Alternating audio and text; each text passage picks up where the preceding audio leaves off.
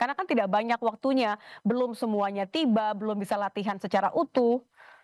Iya, kalau bisa melihat kan semua semua negara juga mengalami hal yang sama ya, berkumpul 3 4 hari langsung main. Sama juga dengan Indonesia. Karena Australia juga kan ada 16 pemain dari 26 pemain yang mereka dipanggil oleh pelatih Tony Popovich. 16 itu bermain di luar, pemain abroad. Jadi juga mereka baru berkumpul hari ini yang dari luar ya. Jadi sama seperti kita, yang perlu dimaksimalkan adalah tentunya bagaimana recovery, pemulihan kondisi karena perjalanan yang cukup jauh.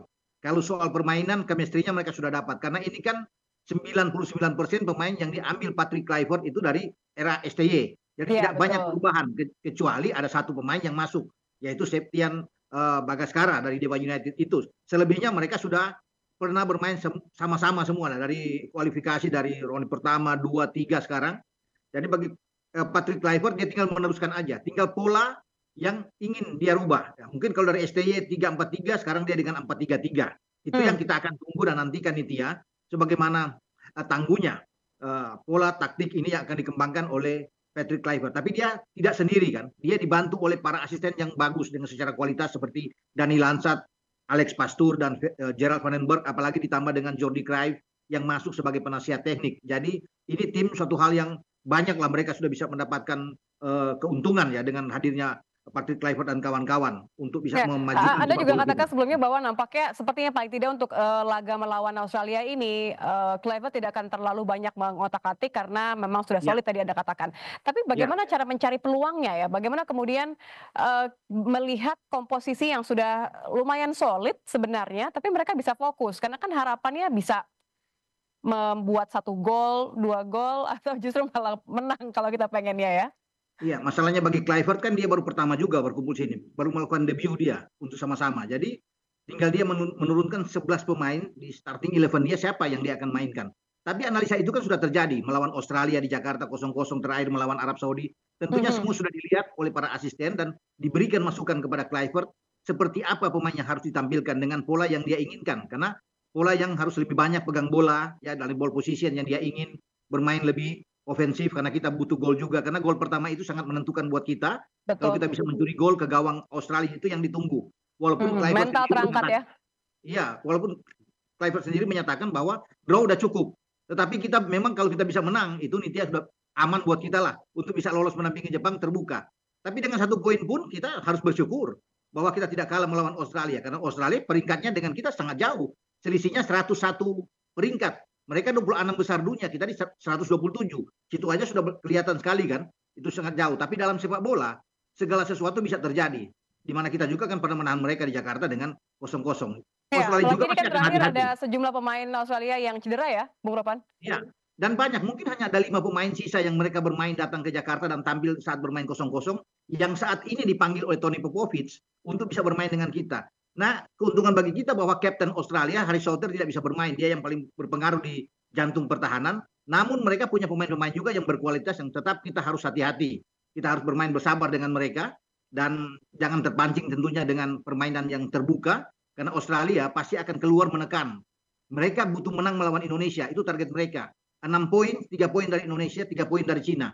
Karena Hmm. mereka tahu menghadapi Arab Saudi agak sulit, menghadapi Jepang agak sulit. Jadi 6 poin ini mereka mesti raih duluan untuk Hmm. membuka harapan mereka mendampingi Jepang lolos langsung ke Amerika 2026. Begitu.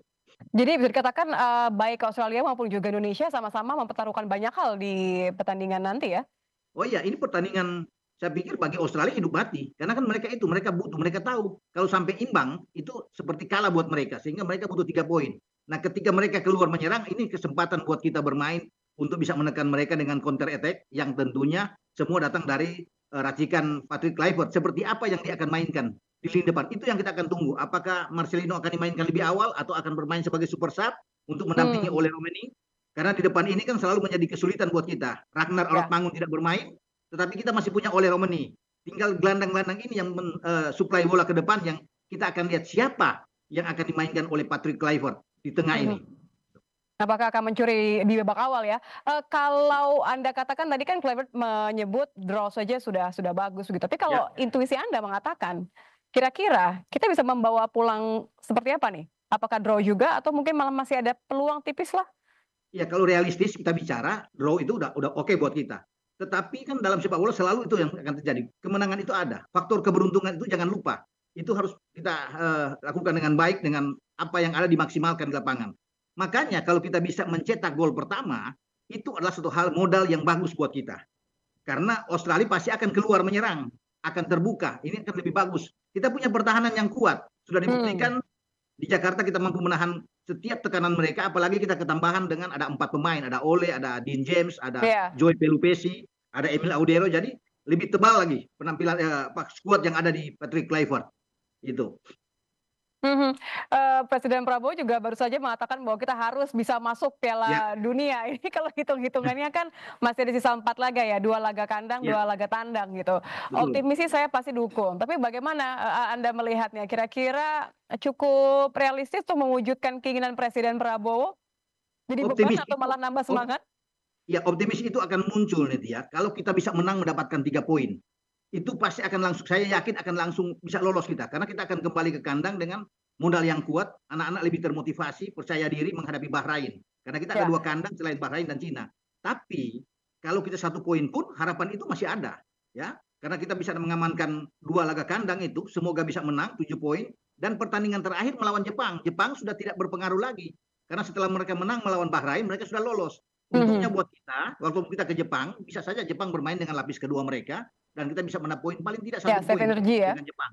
Jadi kalau untuk bisa lolos ada, untuk bisa lolos langsung kalau kita menang aman, enak buat kita. Tapi kalau 1 poin paling tidak kita lolos ke ronde keempat untuk playoff, itu terbuka untuk peringkat ketiga dan peringkat keempat di grup C, gitu. Oke, jadi mudah-mudahan ucapan Presiden Prabowo mengatakan bahwa harus lolos Piala Dunia ini menjadi penambah semangat untuk para pemain ya. Betul, semoga ya itu harapan kita semua ya untuk bisa harapan kita semua pastinya. Terima kasih Bung Ropan.